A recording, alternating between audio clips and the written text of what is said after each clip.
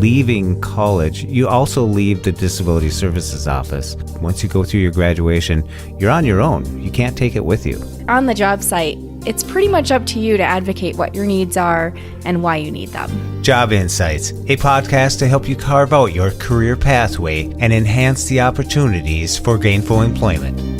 Once you get into the employment setting, 99.9% of the employers have no clue what accommodations you might need to be able to do your job. To help you navigate the employment world and give you job insights to choose the career you want. I don't want to discourage people from using the disability services. It's not going to be in the Smithsonian someday, sitting there like, that's what we did years ago. The Facebook group is called Assistive Technology Community for the Blind and Visually Impaired. And you can find the Job Insights podcast on blindabilities.com, part of the Blind Abilities Network, with hosts Serina, Gilbert, and myself, Jeff Thompson. And you can contact us by email at jobinsights@blindabilities.com. Leave us some feedback or suggest some topics that we cover on Twitter at JobInsightsVIP. And check out the Job Insights support group on Facebook, where you can learn, share, advise, and interact with the Job Insights community. Not only do you get the degree and the credentials that you sought, but you also gain so many skills. The interaction between the students, your teachers, the college organizations, clubs, activities, all of that allows you to hone the skills, the same skills that you can utilize and transition right into the workplace. Learn about resources for training, education, and employment opportunities. If you are interested in getting work studies, first of all, fill out the free application for student aid as soon as it is available to fill out. And now please welcome Serina, Gilbert, and Jeff Thompson with Job Insights.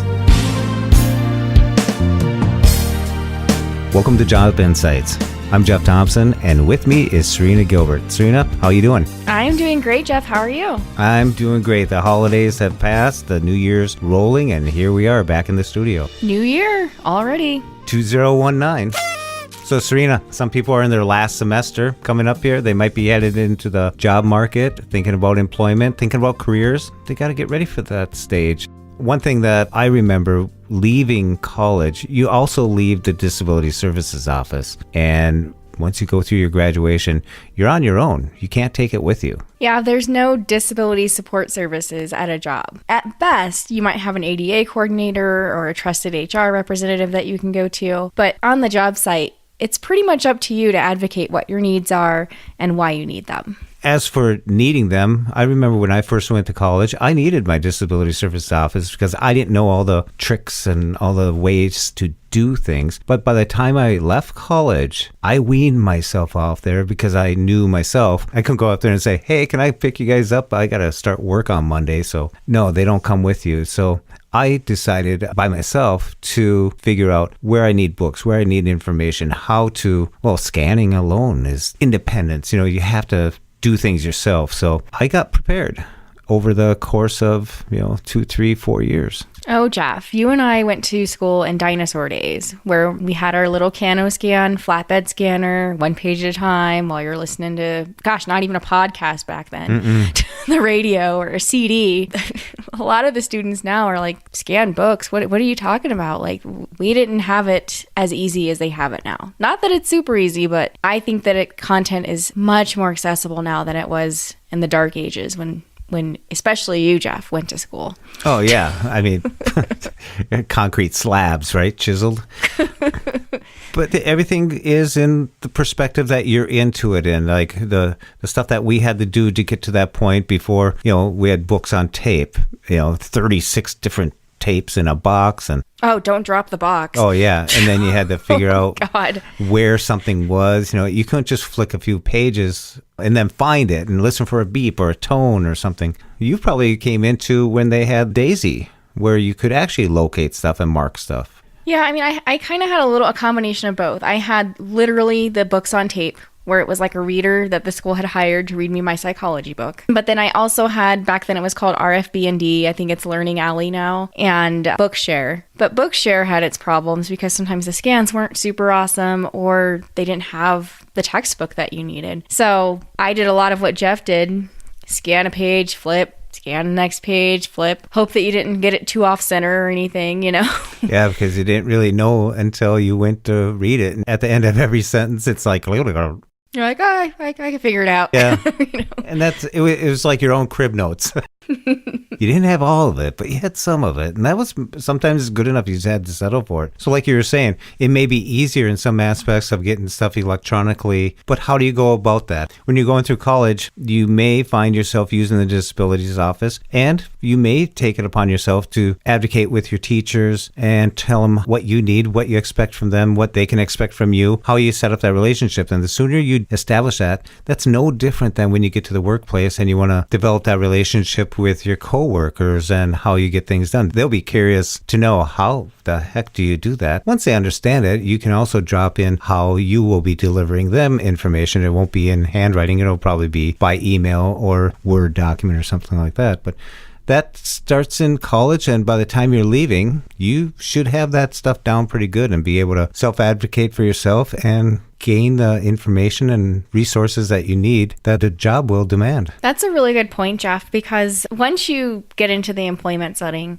99.9% of the employers have no clue what accommodations you might need to be able to do your job. And if you don't ask for the appropriate accommodations, it could seriously negatively impact your performance on the job, and then subsequently could end up in job loss because you're not doing what is needed of you. And it could truly be because you don't have the software or the equipment that you need to do an effective job. So practicing with your instructors, especially maybe that last semester of college, gets you a chance to work out the kinks and kind of get the nervousness out about advocating for yourself, because sometimes it's a little different saying I need this to happen, but it helps way down the road to help you with your professional career. Absolutely. And just like I know myself, I wasn't blind my entire life. I know the difference of how I could do something or get something done compared to now. I have to, before it starts, I have to preempt it. I have to know what's coming up. I have to prepare, make sure things all come together. I can't just pick something up along the way anymore. You have to be prepared. You have to be a step ahead of the game.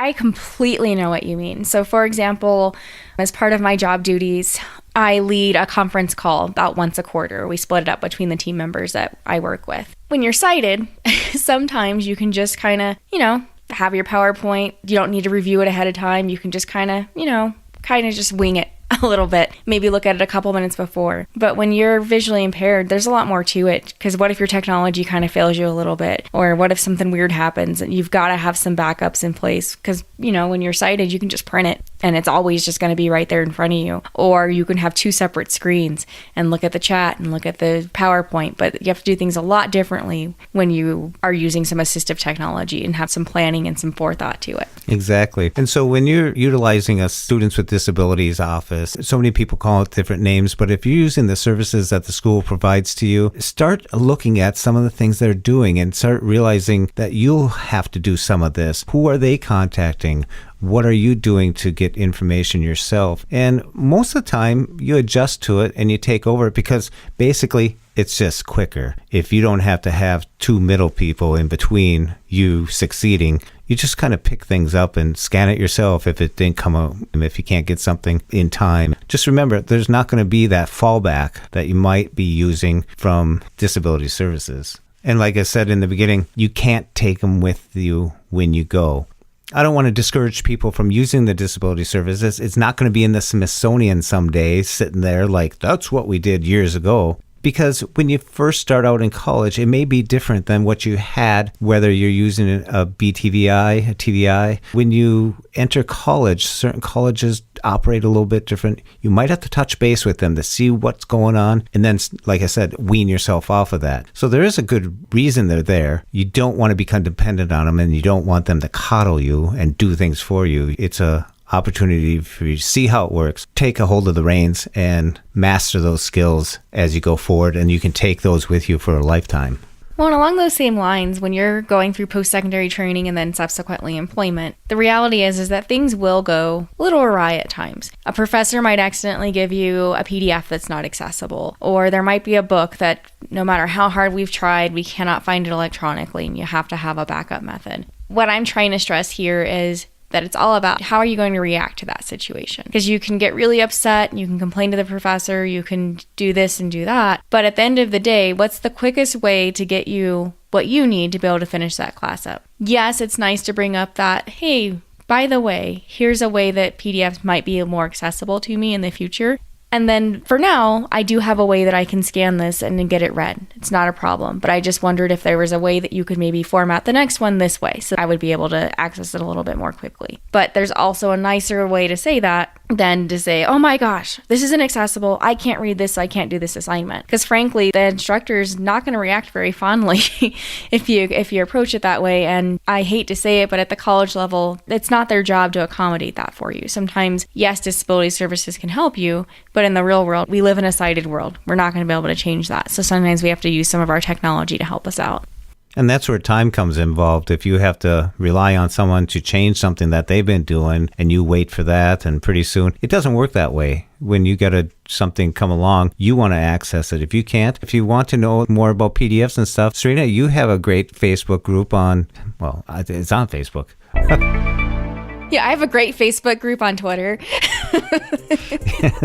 That's amazing. I was wondering when they're going to be a hybrid social network. But the Facebook group, it's actually quite active. I think I approve probably 10 to 12 new members almost every single day. And on any given day, there's probably about, I'd say 5 to 10 new posts on different assistive technology questions. But the group is called Assistive Technology Community for the Blind and Visually Impaired. So if you just type in Assistive Technology Community, I bet it'll come right up. Mm-hmm. That's a very good group. And the Job Insights group on Facebook, we posted the question about disability services, and we had a bunch of people come on there and give what their experiences was or is. And some of them said that their disability service wasn't very good. That forced them to get better at doing their own research and being their best resource. And as a side note, we have been posting some kind of funny content on Job Insights support group as well. Some text conversations that we've had, a very somewhat embarrassing bloopers clip that Jeff so kindly spliced out and edited for me. So if you're not a member of the Job Insights support group, get on Facebook, type in Job Insights support group and ask to become a member because it's becoming quite the active group.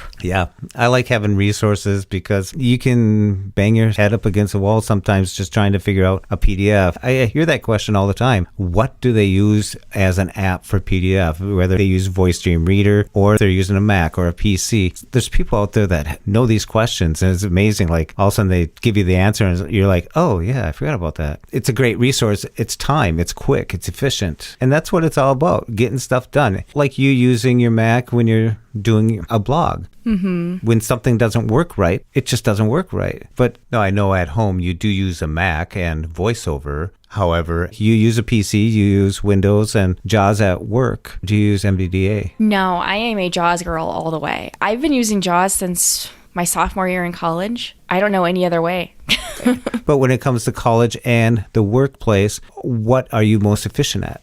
Oh, JAWS for sure. And that's the thing to remember is that most workplaces, you might find some that like to use Macs, maybe some education fields, maybe if you're working in, I don't know, like a Arts. social media type place or, they might use Macs, but especially if you're working for like a government or a nonprofit or most private companies, they're going to be using PCs. And I think the reason is because they're more cost efficient. They can buy like 200 PC computers at a massive discount and switch out parts pretty easily if a hard drive goes. And Macs, you can't do that. Plus, most of the government databases are running off a Microsoft platform. Yeah, or they're internet based, and a lot of the things are designed to work in like Chrome or Firefox, but not Safari. Yeah, with Safari, there's so many times I'm on a government site and it says right off the bat, please do not use Safari.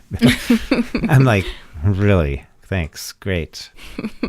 But that's a reality of the real world out there in the job market and stuff. You're going to have more than one thing in your toolbox sometimes, whether you're using MVDA, whether you have narrator skills, or if you're using JAWS for the PC. With the Mac, if VoiceOver ain't working for it, it ain't working. So Jeff is apparently from Texas today. Yeah. No, I'm not, but you were just in Texas. I was. That's a country in itself. Try driving across it. In a limo. I wish. I will take my self-driving car. Or I'm not sure if you saw in one of the articles, this is somewhat related, the self-driving cane. Did you see that? No, I did not. Tell me more. It's in the assistive technology community group. Go check it out. Somebody's developing a prototype where it's got wheels on it, and if it encounters like an obstacle, it'll kind of move to the left or move to the right. Sounds pretty cool. I wanted to invent something, if you allow me. It was the autonomous elbow. What the heck is that? Well, when you wanted to be guided somewhere, you just hold on to this elbow and it guides you wherever you want to go. It's like a drone type of elbow. Is this your imaginary friend, Jeff? No, I thought it would be really cool to have this little device like a mannequin elbow, and you just walking around with it. So like a Juno, but with like, because you know Juno's what they use when they want to try to train you on how to use a guide dog. Yeah. I'll work on it. You keep working on that prototype and send it to Apple and see what they say. And you'll find a lot of solutions for assistive technology in the Assistive Technology Community Group administered by Serina. It's a great group, lots of people, lots of answers, lots of questions. If you want to lend support or if you want to learn. So check it out on Facebook. That's the Assistive Technology Community Group for the Blind and Visually Impaired.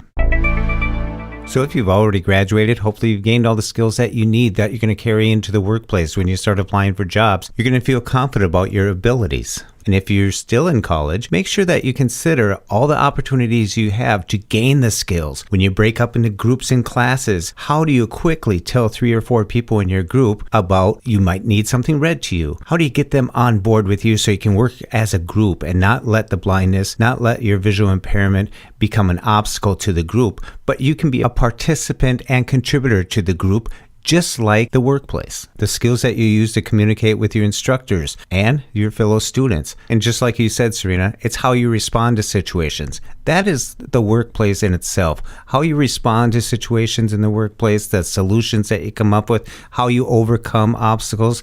That's stuff that you're learning through college. Those are the same skills that you'll be utilizing in the workplace. And those are the skills that employers are actually looking for. And to go along with experiences in college, I was in work study and I tutored mathematics and English, ELL, during my time at school. So I would take some classes, and then between the classes, I would go put in an hour or 2 hours. And I also worked at the Disability Services Office myself. I worked at the front desk operating the schedule and would accommodate people coming in and telling them information, keeping the counselors' schedules in line. But it all paid money while I was at school. So I didn't need transportation from school to the work, back to school. I did it all right there, and it worked out very well for me. Yeah, that's the beauty of work study. So Jeff, I am curious. You had your work study position. What did you do kind of that last semester of college to help you prepare for work outside of kind of relying so heavily on disability services? Did you do any internships? Did you do some networking? What did you do? I did not do an internship, but what I did do was I was involved in the Student Senate. I became student president of my college campus, and I also represented the state's 43 two-year colleges and worked with the 7 state colleges. Now, we do this at the state capitol and talk with legislators and congresspeople, and I had to respond quickly. So this really put a test to my ability to use my slate and stylus to make some quick bulleted notes that I would have to present to represent these schools, and I would have to be able to read documents. So whether I could use a scanner or have someone with me read me a quick note or a pamphlet that was passed out, but developing these relationships with the people that I was surrounded by really helped me. So with them understanding what I need and me helping them, it was just a great asset to have and to develop the relationship with the people around me as a team. You can't always do everything all by yourself. It wasn't a dependency. It was teamwork. We all helped each other. And this was just one of the things that some people helped me with. But for me to retain those notes and be able to give a speech, I had to be prepared and take notes and be able to quickly slate and stylus something out on a note card if I had to present that. So this was very similar to something that would happen in a workplace. It's teamwork. And we all bring something to the table. We all have a set of skills that helps the team as a whole. And believe me, employers are really looking for team players. So check out your campus activities. Check out the clubs and organizations that are right on your campus. Hey, the travel's not that hard to do. And don't forget, check out the work study. That's a great opportunity as well. So if you're interested in figuring out, like, how the heck do I get such a snazzy work study position? Because they sound awesome, right? The only way, at least in Colorado, I think it's a federal way that it works, is If you are interested in getting work studies, first of all, fill out the free application for student aid as soon as it is available to fill out. Usually it comes out about October, November of the year before the school semester starts.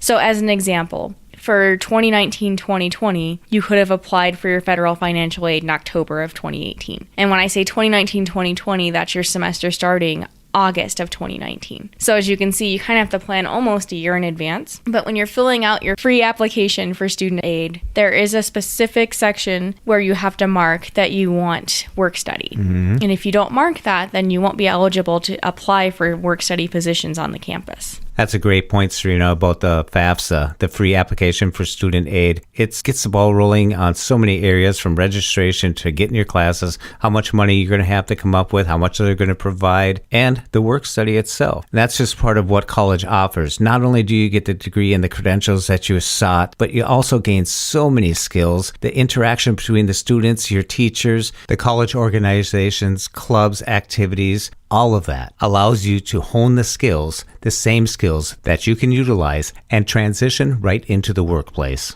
I agree. So not to be alarming, I just want to warn you, it's coming. Your job market's coming. Your career's coming. Your applications are going to be there. And you got to be independent yourself. It's just you going out there. When you walk away from your school and go down that sidewalk after graduation, there's no turning back. This is you. This is it. So get the skills. Are you trying to scare all of our listeners, Jeff? No, it's a tough market out there. It's competitive. And, the more that you can do independently, the better you're off. I mean, look at yourself. When you went into the job, you went through all this experience. You probably laid out some ground rules of how things work, that you get things done. How'd that go for you? Well, and honestly, it took me a few years to hone that skill. My very first job during college was a cashier at a discount store, and I did not need many accommodations at that particular store. I do remember my very first day I was on the cash register, and I will never forget this moment. I told the person training me, I was like, my eyes don't work very well, so sometimes I need a little bit of help, like maybe filling out paperwork. And she's like, oh, don't worry, honey, mine don't work very well either. And I know most people would think, well, it's not the same thing. But for me, that was so comforting to know that she was, you'll be okay, and I was. But as my condition started to progress, I was starting to have a lot more trouble on the cash register at my next job. And finally, I wish I would have said something a lot sooner than I did, but there was one day where I had to just completely stop what I was doing on the cash register because I was making so many mistakes, and tell them, I'm sorry, I cannot be a cashier anymore. And luckily, they were really understanding, and they found a different assignment for me that I was able to still get similar hours. And then eventually that actually advanced me into working in the human resources part of that particular store. So it was the best thing that could have happened to me, advocating for, hey, this isn't working anymore. I need help. I was totally scared to do it, but it actually ended up working out well. And now on my current job, I have absolutely no problem saying when something is needed, or when I feel that things are not quite fair the way that they're presented to me. I'm very professional in the way that I say it, but I do not hesitate to speak up anymore. And that takes a little while to get used to, and a certain comfort level, obviously, with the employer that you're with, but it's needed when you have a disability, for sure. That's awesome. Well, Jeff, it's been great chatting about what to do in that last semester of college. I know a lot of our listeners are probably getting senioritis. Have you ever heard of that? Mm-hmm. You can't kind of let the ball drop now. You've got to still prepare yourself for employment. And we'll talk a little bit more about that on our next podcast episode, where we start to talk about networking and landing an internship or maybe a summer work experience. Well, Serina, thank you very much for all your insights, all your job insights. And for those of you who want to find out more about job insights, you can check us out on the web at www.blindabilities.com, on Twitter at JobInsightsVIP. And don't forget to join our Facebook support group. Search for Job Insights Support Group. And remember to check out your vocational rehab, your state agency, your state services for the blind to see what they can do for you. And I want to thank Chichow for his beautiful music, and that's El Chichow on Twitter. So I want to thank you for listening. We hope you enjoyed, and until next time, bye-bye.